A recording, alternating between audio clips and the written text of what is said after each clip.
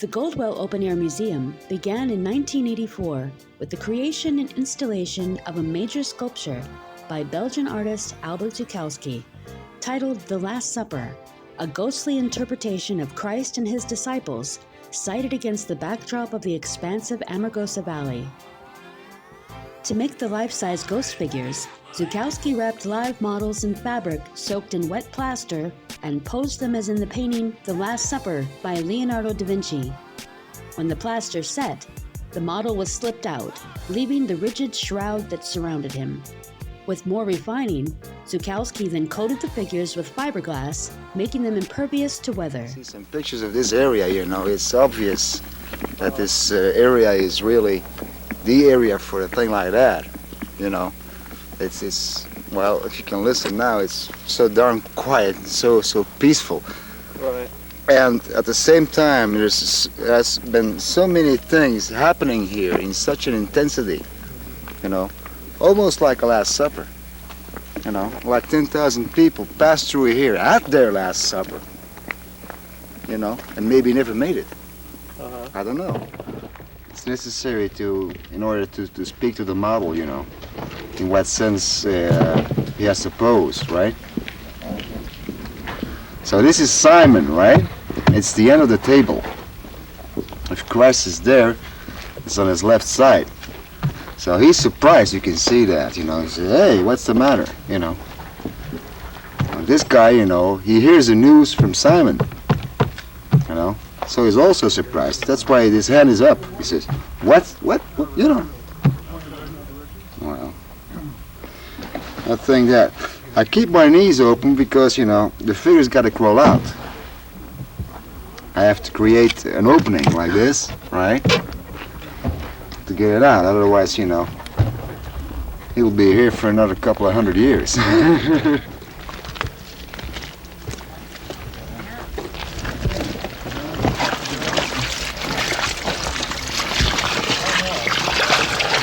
What are you doing here? Oh, just washing the cloth. We wash it before we soak it in a plastic clear solution. Yeah, you gotta open these things to get out of there. Now, Simon tells you what happened at the table at the Last Supper. You hear the news from him, not from Christ. You didn't hear that. I wasn't paying attention. Yes, you were paying attention, but there's something else going on in your mind. So he tells you, and you say, hey, what's the big idea, So you look at him, not at the Christ figure. The thing is, you're bigger than that, so you look a little bit down. But here's his face, right? Okay? You keep this way. Adjust that, whatever you want, We're going to drape you in plastic anyway. Lean back, but we put something between it, so your back won't be hurt, all right? You're the model for this one, huh? Yes. All right. How's it make you feel? Oh, that's one way of getting immortality anyways. So this will be my third figure. Oh, you've done more of it. I've done it before. The hardest part is maintaining a pose with the weight of the plastic on you. These things weigh about 100 pounds when they're wet. So. Wow. How long do you have to stay there to do it? About 15 minutes. No, because You can't move, and if you move or something, once they get the plaster on, it'll all crack up and ruin the pose. At the same time, you can't let the weight drag you out of position. Then it looks slunched over or not as good. You want erect figures like what you see out there. They've done this before, and they all ended up being hunched over. They didn't realize what kind of weight they were dealing with. What do you think of the project here? Do you think it's pretty wild, or you like it? Or? I like the idea. This land out here mostly resembles what you find in the Middle East and whatnot. It's a good backdrop for it. Get his arms first there, Jim. Yeah, this is what's going on here.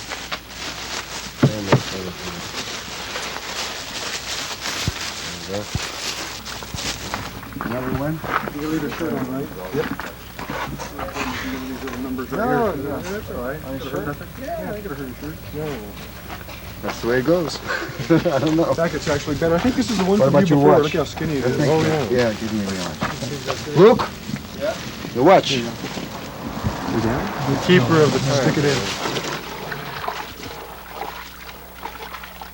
So what are you thinking about while you're doing this? Is there something that's going through your head? Are you trying to be true to I your... want to be a star, man.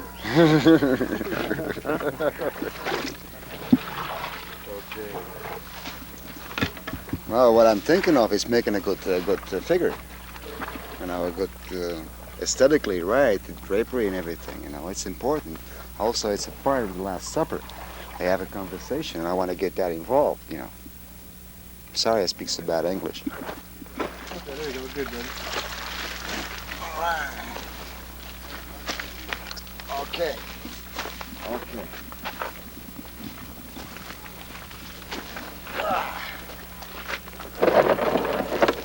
Jim, yo, take the ends, lift them up. Got them? Got him. Now, this is my hand. Okay, sit down. Right. This is the thing. All right. Now, wait a minute. Wait a minute. Wait a minute. Use your hand.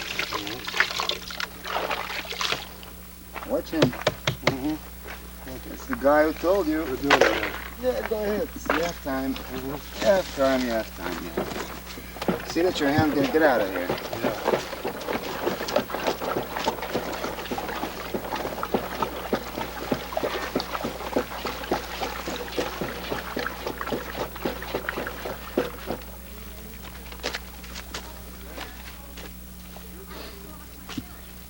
How's it set, man? Great. Wait a minute.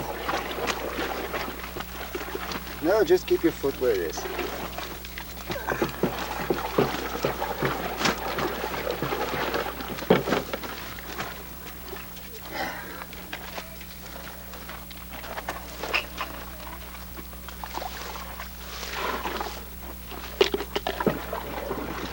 Hey, Doug. Need to rush. Watch your eyes. I'm in.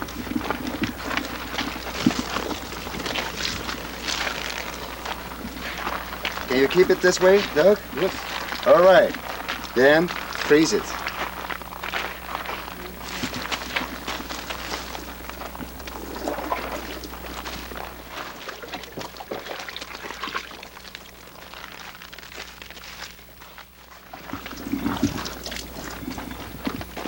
Do that same thing one more time. All right.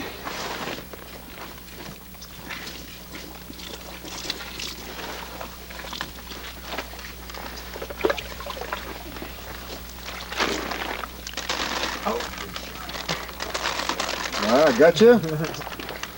That's for last time. You got me. Hurry up, man. Yeah. Back here.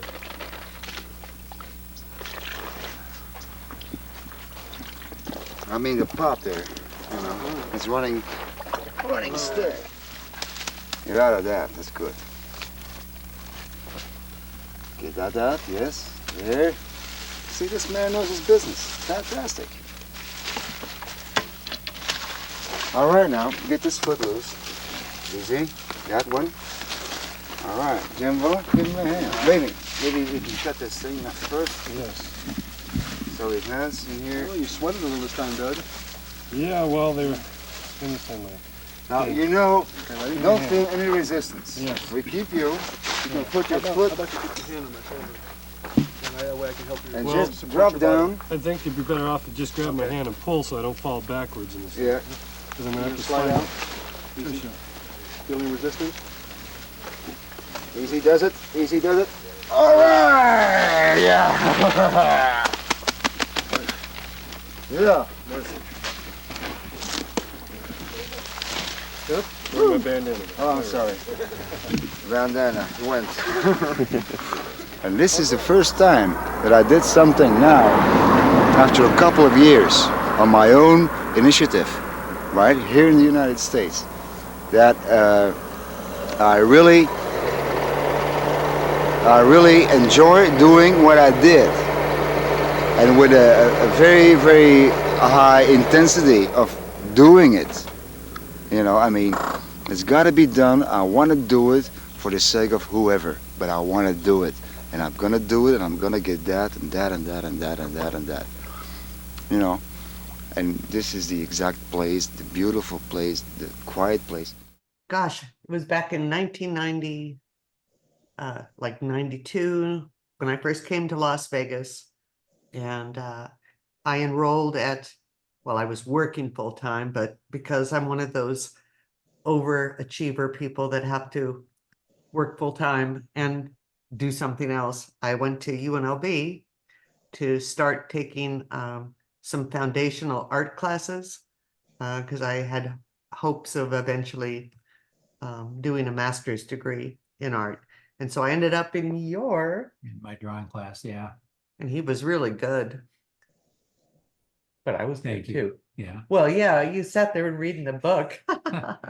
Well, But I just fell head over heels in love with him like a little schoolgirl. mhm. And in 94, I got hired by the Nevada Arts Council to do this project, this national project called Save Outdoor Sculpture. And it was done between the Institute for Historic Preservation, the Smithsonian, and it was a very Washington, D.C. kind of concept. They had no concept what it was going to be once they crossed the Mississippi. And so every state did this project. And in Nevada, they hired two of us, myself and Blanton Owen, who was the state folklorist. And we split the state at Highway 6, going across the middle of the state. I did everything below Highway 6. He did everything above. And, that involved photographing them, filling out their little forms about, what shape is the sculpture in. Well, with Charles, always wanting to be strategic, I said, would you be willing to develop all my film for me? Because he was a photographer and all that. I figured it was a way to spend a little more time with him and talk to him. And, that's how it started. So when did you two meet Albert? I met Albert in probably 94. After I found out who owned the property that the sculptures were on. And I reached out to this woman and this was, let's see, in 94, this is when they were setting up the big steel miner and his penguin. Right, Shorty Harris. Yeah, so that's why Albert was out there in the summer, because it was like August or whatever. He liked to go out when it was really, really hot. You see, where I come from, we got 378 days a year with rain and cloudy and cold and whatever. It's no climate to live in. Right. So I met him and he was a barrel of monkeys. He really was. I mean, I don't want to call him a wild guy, but he was a very exuberant personality. And I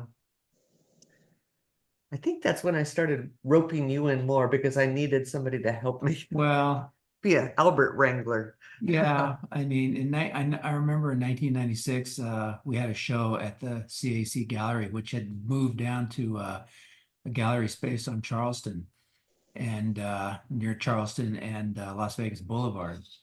And so I was still the gallery director there for that. And Suzanne and I worked with Albert. That's when I first met Albert in 1996. That's right. And when we had the show of the artists that were part of Goldwell. And the thing is, Albert put the Last Supper, the original sculpture, out there in 1984, but he had other sculptures. He brought some of his friends from Belgium, people like Dre Peters and Dr. Hugo Heierman and Fred Bervoets and so on, between the years 84 and I guess 94. 94, yeah. Among the artists that have contributed work to the museum, probably the one who felt most out of place in the desert was Belgian artist Fred Bervoets. His sculpture of Shorty Harris, an early miner in Death Valley, and a penguin has elicited countless questions. Word has it that Bervoets wanted to include in his sculpture an indication of how alien he felt in the Nevada desert. The penguin was the most out-of-place entity the artist could think of to represent his own feelings of displacement under the Mojave sun. A self-portrait then as a penguin in the desert.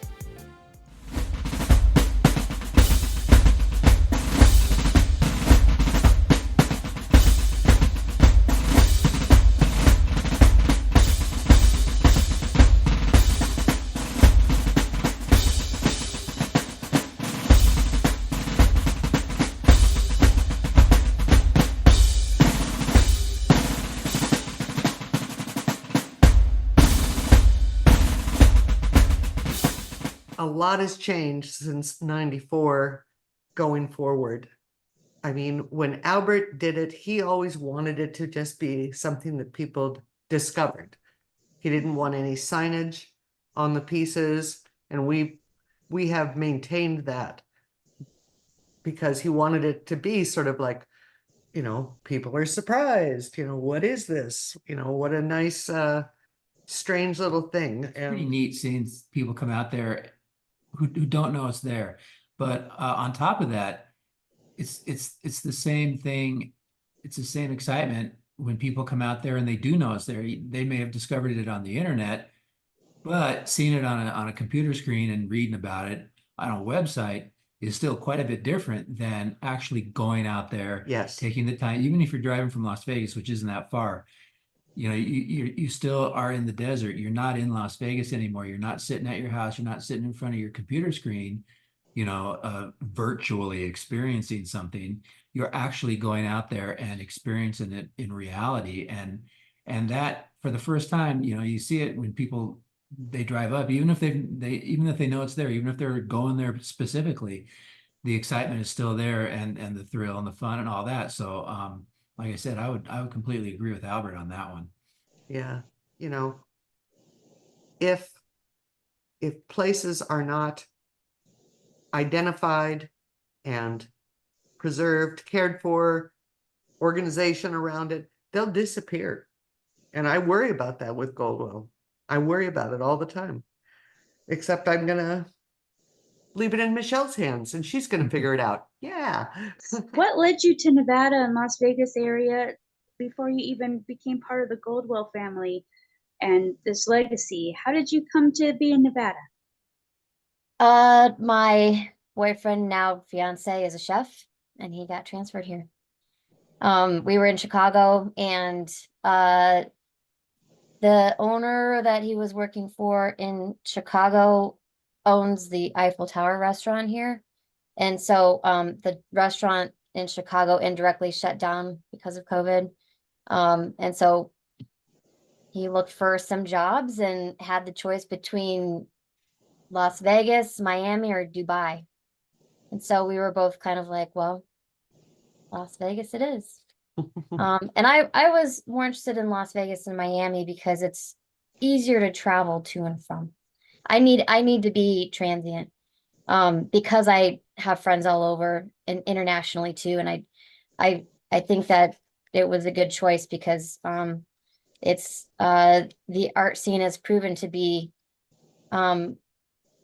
small but mighty. Resilient. Resilient. There's a lot of interesting people here. And financially, there's a lot of money in the arts here. Applying for grants, and things like that. It's been an interesting experience in comparison to having lived in Chicago for 16 years. So, we're so grateful that you've committed and become part of in a leadership role with the Goldwell Museum. And, how does that feel to you as an artist? You also are a contributing sculptor. And let's talk for just a moment about in 2023, the Keep Going sculpture, which is really exciting. It's quite a feat. What was the inspiration behind that? And is that what led you to this leadership role and being part of, kind of continuing this? Yes, this is what connected me to Goldwell. the idea of the sculpture came from a happenstance sculpture that I created I had a residency at Court Contemporary under Nancy Good in December 2022 into 2023. And that was all about quantum physics and magnets and how and what resistance is. I like went into the residency doing research on resistance and kind of went the science route. And I came down to string theory, and that the solution I came up with was that when looking for resistance, I found the potential for change. So in that research, I literally got down to the quantum level and kind of did discover, but realized that string theory feels really relevant to me and how things exist, and that for the simple fact that all particles in the universe have the properties of waves. So energy is a big deal to me. And the direction that energy is sent, I think, is relevant and very valuable. So I try to be that person to have a lot of energy naturally. So putting my energy in a direction that I think is positive and beneficial to a community is kind of my personal mission. So where the keep going came from is that the shadow, I created a string theory, like kind of a foam string, like string particle that was a wave that I hung from the ceiling at the gallery show. And though as I was light, I hung it from a disco ball rotating thing. So I wanted this subtle rotating string particle hanging from the ceiling. I didn't even think about the shadows of it. But when I was lighting the work around, there were shadows of this string theory, this wavelength particle rotating all over the gallery. So shadows were kind of in the surface of my mind. And also there was a call for work for the former Bullfrog Biennial. And I had a friend that was part of that. So he invited me to be a part of it. I applied for a grant from the Nevada Arts Council, got the grant, got permission, or was accepted into the show. There was a discrepancy with the show. So I worked really hard to figure out, oh, I got a grant to make this artwork.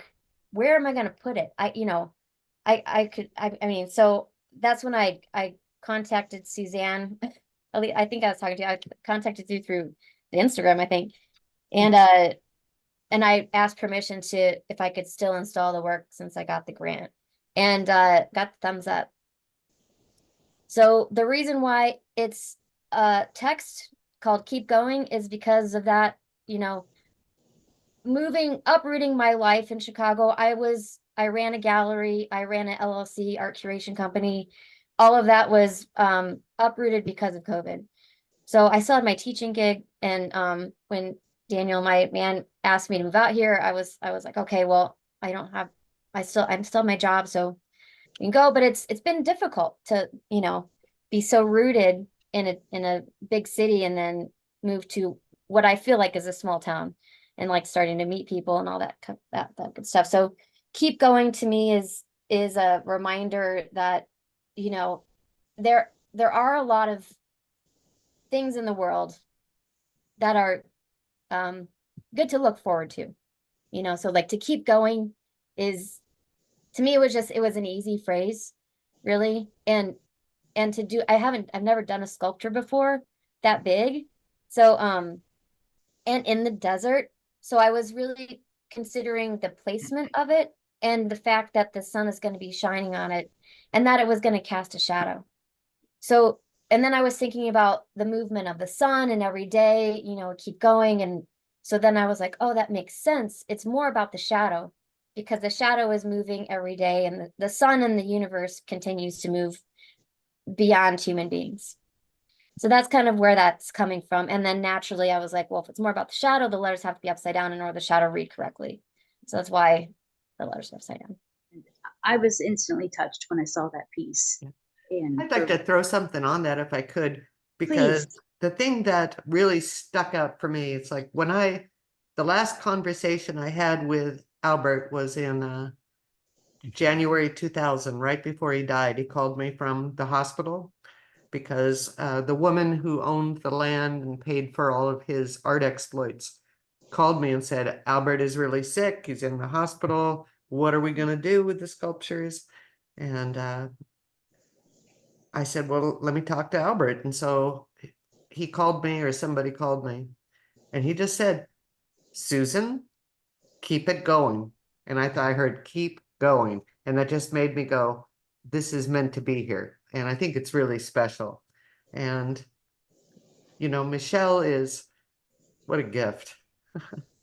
She's, she really, in my mind, represents how this is going to go forward when you and I retire, as we have tried several times. You know, this is what's exciting. And as you're gearing up, getting ready for your 40th anniversary celebration, it's going to be some wonderful days of festivities, from parades to live performances to just so many wonderful things that people need to come out and experience. And if you can't make the celebration, then you just come out, you find a time to visit and experience it all. View over the valley, I think it's the best any statue can ask for. I have no message. I think the thing in itself is a message, a message. And I can only say and hope that everybody's got a good day every day. That's all. You know, I mean that.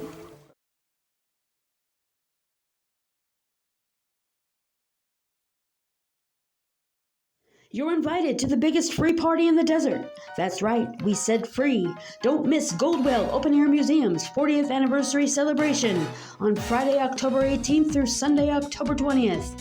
Parade begins at 11 a.m. on Saturday with theatrical performances, musical performances, special anniversary edition event merchandise, and fun, crafts, special guests, more fun, food, art, poetry, and so much more. For more information and to RSVP for special event activities, visit goldwellmuseum.org.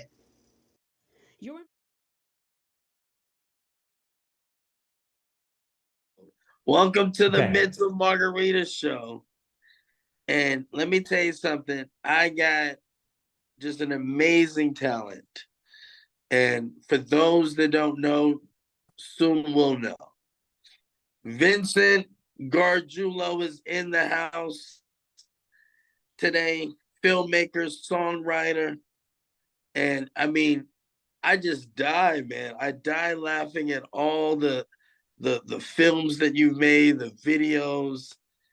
I mean, creativity at its finest, my brother. How you feeling? Thank you. I'm feeling amazing. Yeah. There you are. After that introduction, how could I not? That is so cool, man. So tell me, how did it all start for you? I mean, taking it all the way back as a child. I mean, was this something that was always in your blood? Not necessarily. My mom's a teacher. My dad has an auto restoration business. So I'm from Stockton, California, which is not known for success. Right. But I don't know. I just started writing when I was a teenager, and I was writing sketch comedy and writing goofy songs, and I wanted to go to, I tried to sell a show. I wrote 13 episodes of a TV show as a teenager and then sent it out to random production companies. Wow. Just saying if they would make my show. Of course, none of them did. So I decided I'm going to have to do it myself. I went to film school at SF State, learned the craft, and have been making stuff for about 20 years now. Wow. And you have definitely been making stuff that has now been noted on, I mean, very notable places like Lopez Tonight, the Washington Post, the Huffington Post, Attack of the Show. Many places. I know, and that's not even updated. There's been more stuff. It's been more stuff. Yes. We gotta get a new updater because man, yeah, you're rocking and rolling. Well, some of my stuff is popular, yes. That's why I'm going to Goldwell. Right. You're going to Goldwell. Yes. Yes. And let's talk about that for a moment. For a lot of people that don't know that Goldwell, I mean, unless you're living underneath the rock, it's got their 40th anniversary celebration. This is an open air museum. And I mean, it's just fantastic. I mean, the Last Supper sculpture, Albert Szukalski's vision. I mean, what a visionary this guy was. And just to see how it's gone and manifest itself over the years to be this phenomenal, it's almost like an oasis, you know what I mean? Like it's just so much good creative vibes out there. And you're going to be performing on the 19th. Twice, of yes. October. Yes, and it's my first time going there. Really? Yeah, it was the owner, Suzanne, former owner, just left a comment on one of my YouTube videos saying, "I love you. I want you to come out and play our 40th anniversary." And I wasn't really expecting much from a YouTube comment, but I entertained the thought and just wrote her back. And we talked, and I'm taking me and myself and 5 other people out to the middle of nowhere in Nevada for this anniversary. That's gonna be fun because you're gonna see me out there as well. Perfect. Let's party. We're definitely gonna party hard. Yeah. And I want to just compliment the band, National Park. Yes. I mean, I love some of the records that you have, man. The Thank 80s you. theme song. I love it. All right. I got to note the ones that are popular. We'll play that one. Yes. Good luck with the music. Always play that one. Yes, yes. That's tugs at the heartstrings. The sofa. Well, I don't know. Maybe not. Nobody wants to see it. Nobody wants to hear it either. See it or hear it. We'll see. And I like the natural world too. That's cool. That one will be done. Yes. Yeah. So you had a video that went viral on TikTok, and this was something that was fantastic. Taste the Biscuit, and that was featuring toasters and mousse. Mm-hmm. I don't know. Listen, for anyone who hasn't seen it, you got to go on YouTube, check it out. It's hilarious. They're in a thrift store. It's like a 70s lounge. If you haven't seen Taste the Biscuit yet, I don't know what you've been doing, but yeah. So Taste the Biscuit, that's the actual film, correct? Or so it's from Chickens in so the Shell. It's I don't know how long we got because it's a long story, but the shortest version is Taste the Biscuit is a clip from a longer feature-length film that I made in like 2010. It had little bits of virality since 2010, Taste the Biscuit. But it wasn't until TikTok in 2022 that it exploded into the national consciousness. Yeah. It's been a very strange ride, for sure. You know what I love about your stuff, though, Vincent? Honestly, because I'm an artist, so I'm a hip hop artist, though. Yeah, but what I really love about your stuff is that you make the kind of stuff that people will discover it as time goes. Yes. And like your fan base is going to get bigger and bigger. You because the stuff is so funny and it's so creative. And I just finished doing a project with Alan Vega Estate, and anyone that knows anything about Alan Vega in the punk rock world, and his music is a lot like that, where there's a lot of people that haven't discovered it yet, who might not know who Alan Vega is, right? But once they discover it, it's just like, wow.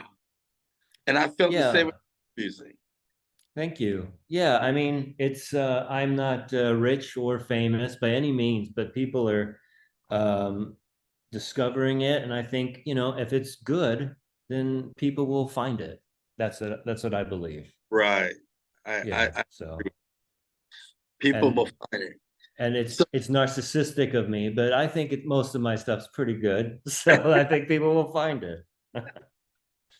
That's okay. That's okay. So is there anything else that you're working on in the near future for us to look out for?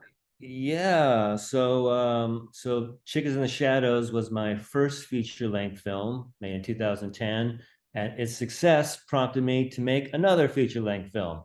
So that's in post-production right now. Wow. Should be hopefully out by the end of the year. It's a superhero surreal comedy called The Dark Crusader, and I star in this one. So Oh, I played the same hats, acting and directing, with a very competent crew, of course, helping out. And it is bizarre and wild, and you should laugh and enjoy yourself, I think. wow. That's going to be great. The Dark Crusader. Yes, saving the streets of Stockton. Set it in my hometown.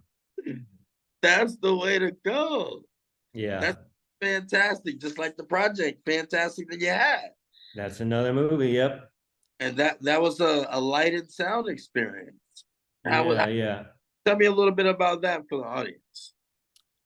Well, Fantastic was loosely a parody of Fantasia. I wanted to write some classical music and then put some visuals to it. So I got a little 4-piece orchestra together. They did 3 pieces of original classical music and put some stuff to it. It's all this stuff is on my YouTube. It's Gargiulo, just look it up. And it's short, it's 20 minutes, but at the time it was the most expensive, elaborate thing I had done. So wow, Dark Crusader has supplanted that, but yeah. Wow, that's kind of cool. Now, I want to ask you this for anyone that's aspiring, being a filmmaker, an artist, what kind of advice would you give them if they're just starting out? What is the best way for them to go? Well, the thing is, the most important thing is you just have to keep making stuff. If you're just starting out, your first projects may not be the best things you make, and you may be very limited on what you have available. But there is something to be said about the person who just keeps doing it, and they get better and better and better, right? I think I'm doing the best stuff I've ever made right now. But I've been making stuff for 20 years, so yeah, there's no real money in it. I mean, it's just for the love. Yeah, so just keep going and don't be discouraged, and be as crazy as you want to be. Like I feel the biggest problem I see in like beginner works is that they're not exciting enough. There needs to be that hook right. or something. But if you keep going, it just happens naturally, I think. Yeah. And you know what? And to add on to that too is being authentically who you are. Right. Yes. As a person. Yeah, especially in social media nowadays, it's like everything is fake online, right? So if you can be authentic, that in itself is a commodity that you can sell, basically. So just be your true self, let your freak flag fly, and go out there, and people will respect that, and you'll find an audience. You know what? I love your style of filmmaking too. I mean, see, I'm a huge fan, and don't take this any way if you're not a fan of this person, but I'm a big fan of Adam Sandler. And I kind of grew up loving his stuff. Like, I'm a huge fan. Yeah. And that your work, you have your own style and your own identity. But I just love, I just love how it flows. Constantly fresh, and it constantly keeps you entertained. And that's really now, do you do other things for other artists or people if they need work done? Can you jump outside of what you do and do for others? Yeah, it's not promoted as much, but I've made several boring corporate videos for companies and stuff like that. That's a whole different thing, and they don't usually want personality, and that's fine. Right. I can dumb it way down. But I've also now kind of I've gotten a little pickier with the things that I do, and certainly, if I've done some music videos for other bands that they're asking me to be myself right with their video, and that's always much more fun than me just trying to replicate whatever vision they have that's somebody else's vision. Right. But I do it. So people can hit me up with, they can entertain offers. Good. I'll keep that in. And you know what? Look forward to really pushing your work. I'm gonna definitely let more and more people know about it. Okay. I think you got a wonderful creative mind. And I look forward to hanging out with you at Goldwell Open Air Museum 40th Let's do it. Anniversary celebration, my brother. Are you performing, or I'm just not there? Okay. Okay. And enjoy it. Yeah. Okay. All right. But you never know. If there's a mic, you never know. All right. If someone goes down in my band, you're understudy. All right, man. Big shouts out to you, man. Thanks for being on the Mental Margarita show. And we'll see you soon, man. God bless you, my brother. Looking forward to it. Have a great day. Let's shake the world. I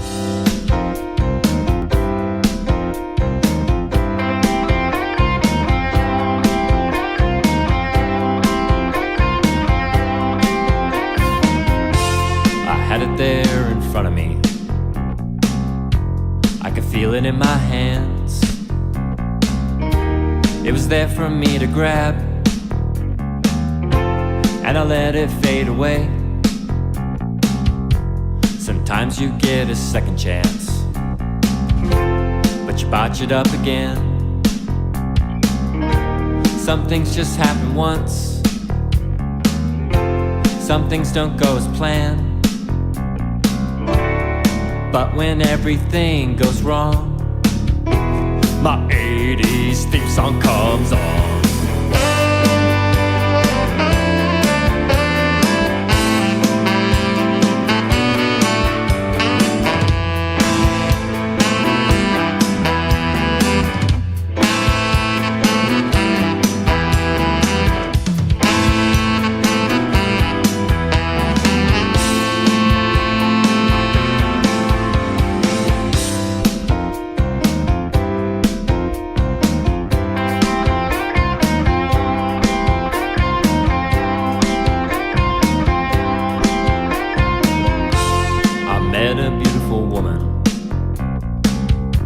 She looked me in the eye.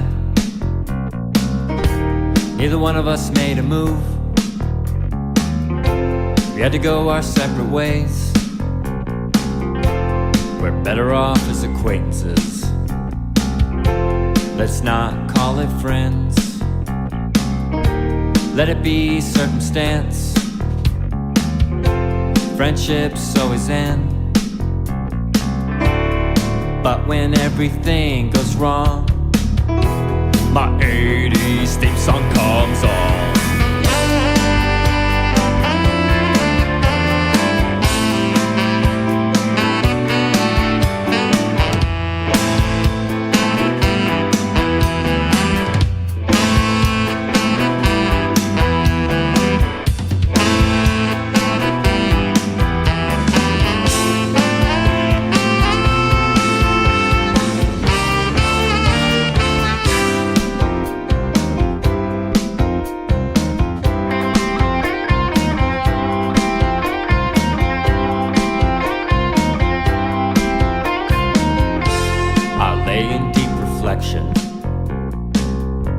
There's nothing else to do. So quiet in this room. that I'm the only one in the world. But when everything goes wrong, my 80s theme song comes on.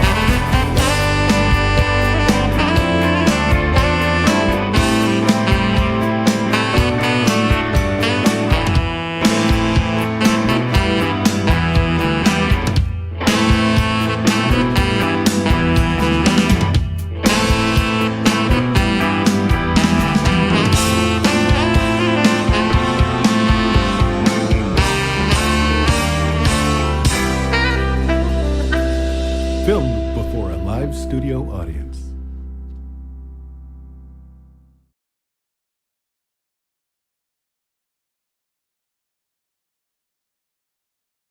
Well, Wonderhussy, it's an honor to have you on the Metal Margarita Show, all-American adventuress who has a love and insatiable curiosity for the weird and wonders of our wild America. And you have seen and been lots of places, and you especially like to be out in the middle of nowhere. I liked it so much, I moved here. How about that? So tell us a little bit about your upbringing, your background, where are you from originally? Well, I'm originally from the San Francisco Bay Area. I went to school there, got an art degree, and I went, well, gee, I'll never be able to afford to live here with an art degree. Where should I go? And I thought Vegas would be an interesting place. So I moved to Las Vegas and I lived there for 21 years, way longer than I expected to. But then after 21 years, I thought, okay, it's time for something different. And by then I had started my YouTube channel, which means I can work from pretty much anywhere as long as I have an internet connection. So I came out here to Tacoma, which is about an hour and a half outside Las Vegas, on the edge of Death Valley. And I've been living here for the past 3 years. Awesome. And of course, Tacoma, we know, is known for their amazing hot springs. Oh, yeah. That was probably the main thing that brought me here. I love hot springs. I've been to over, gosh, probably like 115 hot springs at this point. Many, if not most of them, in Nevada, because Nevada has the most soakable hot springs of any state in the U.S. Now, I didn't realize that. I lived in Southern California for a while before coming to Vegas, so I experienced, Palm Springs, Desert Hot Springs, kind of that area. So, anyone that's experienced it knows the healing powers of the minerals in the ground and how rejuvenating it can be, and just how wonderful it is for our skin, for our well-being. So we like to talk about that stuff on our show. Oh, but yeah. You have this YouTube channel. It's Wonderhussy-Adventuress. Yep. And so did this wandering around and finding stuff interesting, did this start when you were a kid, or when did you kind of get the bug to do this all the time? Well, it actually started when I lived in Vegas. I would say like the first 10 years I lived in Vegas, I was all about the city. There's so much to do on the Strip, downtown. Like, I'm fascinated by all of that and the history in Vegas. But then I started to get curious as to what was outside the city, out in the desert. Ooh. And I was working as a nude model at the time in Vegas, a freelance nude model, where I would take photographers out into the desert and pose in all these random ghost towns, dry lake beds, Valley of Fire, beautiful, iconic places. And so I was always looking for new places to pose for photos. And eventually I became more interested in looking for new places than I was in the modeling itself. And I was also getting too old to model anymore. So I thought, okay, I'm just going to start throwing these videos up, and people enjoyed watching them. And so I just kind of went from there.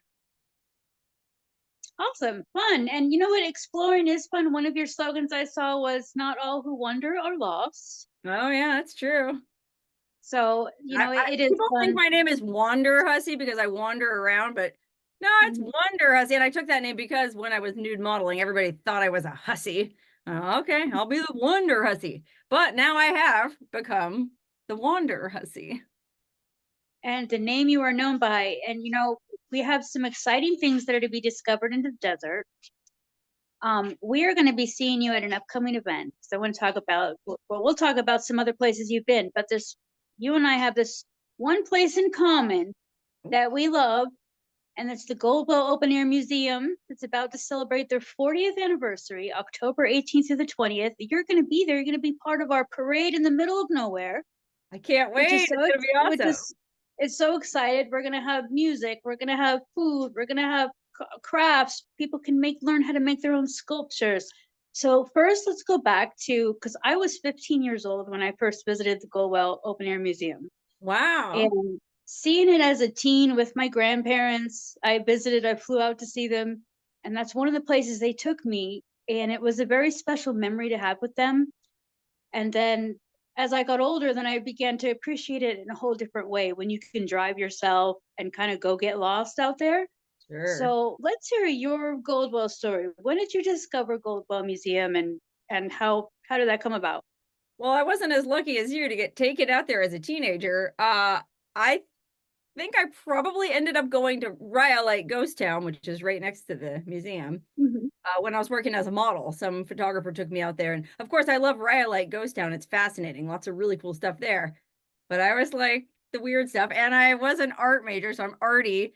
And I couldn't help but see out of the corner of my eye, there's this, I mean, I love that Last Supper sculpture of those hooded white figures. I mean, it's just so surreal and so cool. So of course I was drawn to that. I went over, oh, what's going on over here? And then the pink lady, the giant pink naked lady built out of cinder blocks. Love that. I love Shorty Harris and his penguin. That's a big statue of an iconic, very well-known prospector in the area. Not sure about the penguin, but I love it.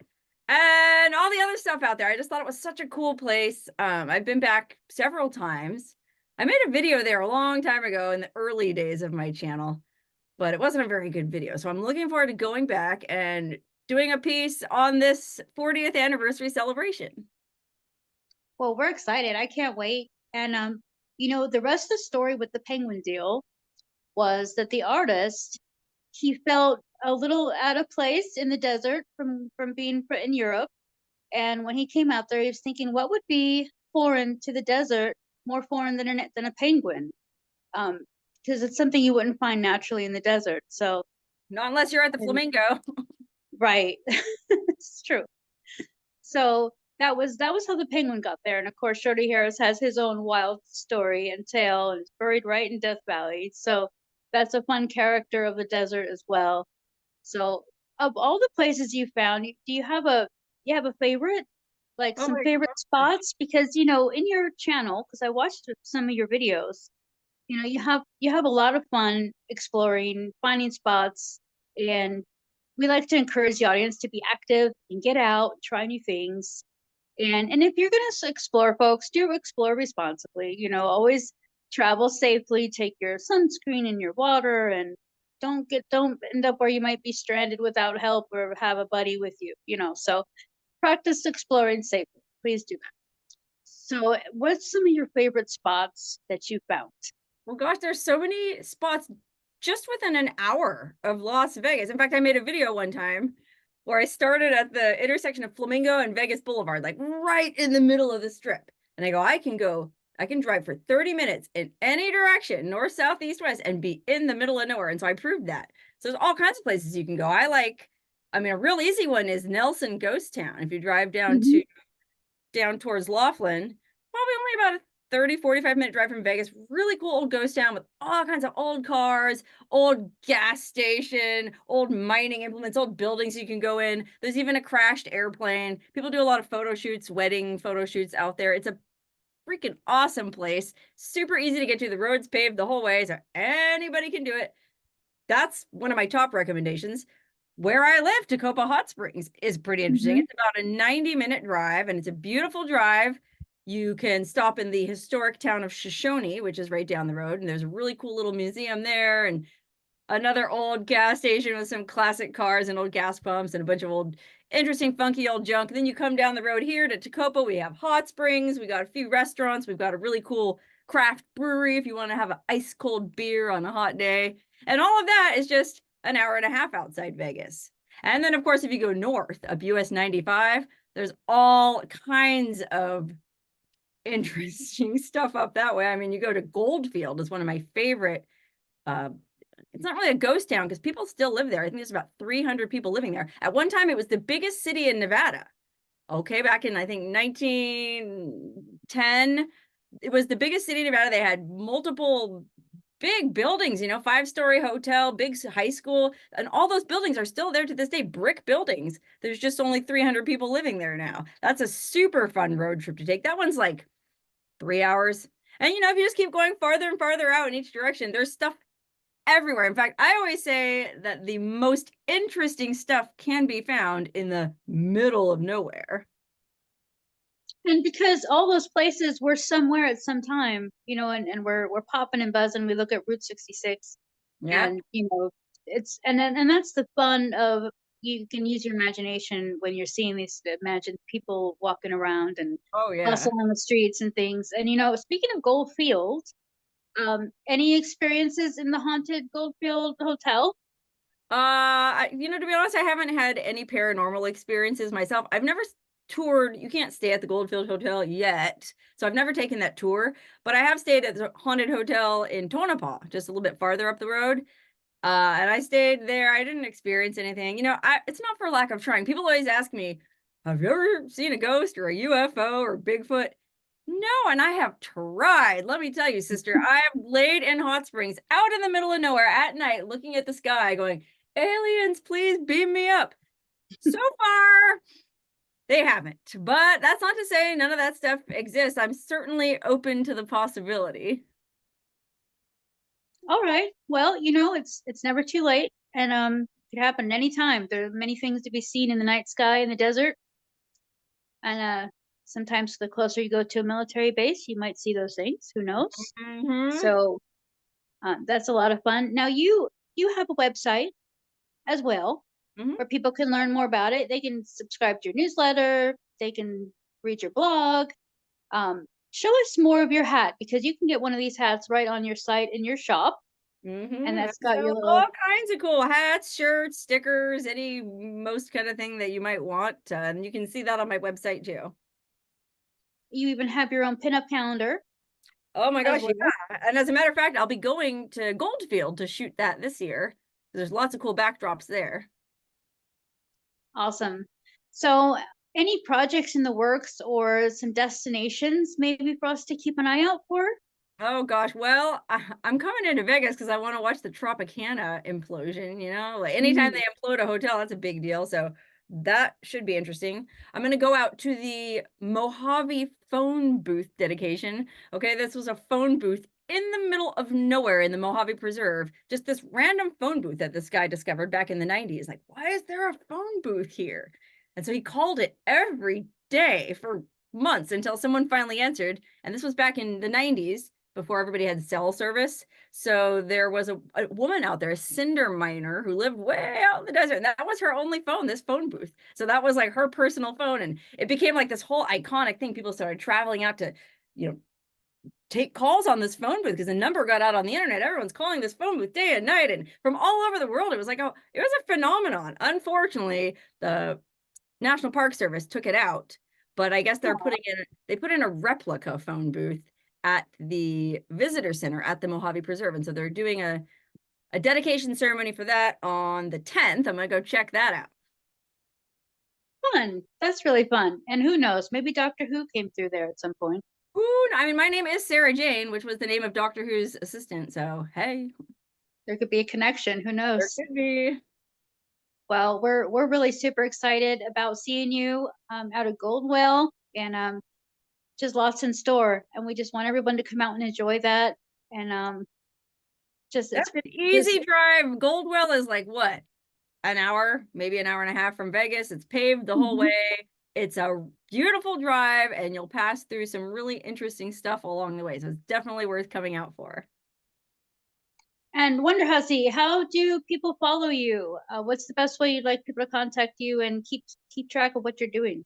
Well, check out my YouTube channel, YouTube/Wonderhussy. You can go to my website, wonderhussy.com. I have the links to everything there, Instagram, blah, blah, blah. All of it right there at wonderhussy.com.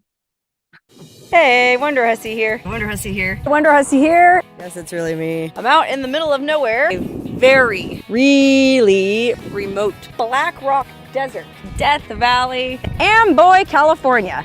Burning Man.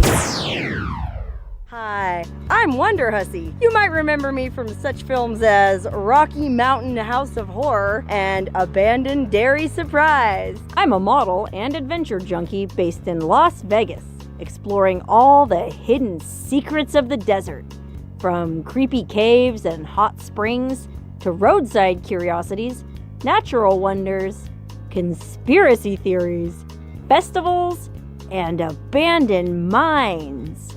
Work out the mine way with Wonderhussy. I share my discoveries on my YouTube channel every Wednesday, and you never know where I'll end up next. I'm not just another Vegas hussy. I'm Wonderhussy. Drink me. Well, I suppose it can't do any harm.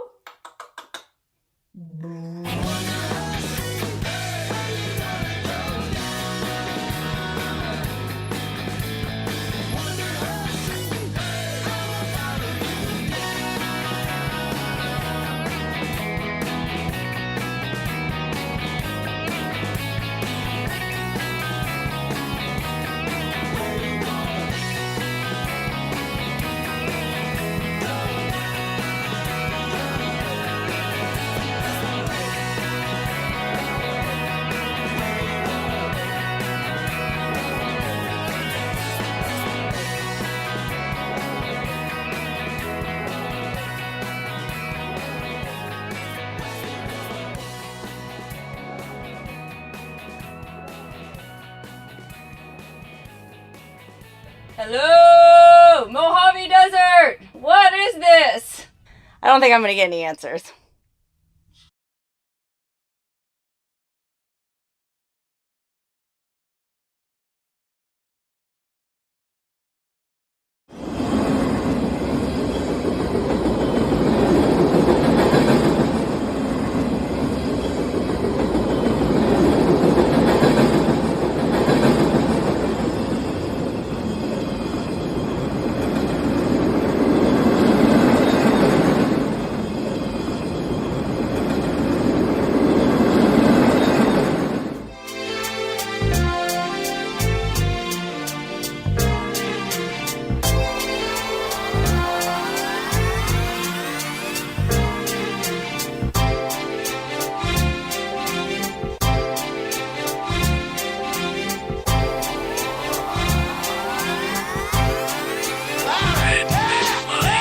Starstruck, here's a sprinkle of the stardust. Hold your champagne glass and your cigars up. See the guys with mob ties drive the cars up. Bright lights, most nights they buy the bars up. Candy coated Chevy cars on the highway. It's Frankie Baby, it's on and this is my way. Dean Martin at the Sands this Friday. With Sammy Davis, here's a little hint where I stay.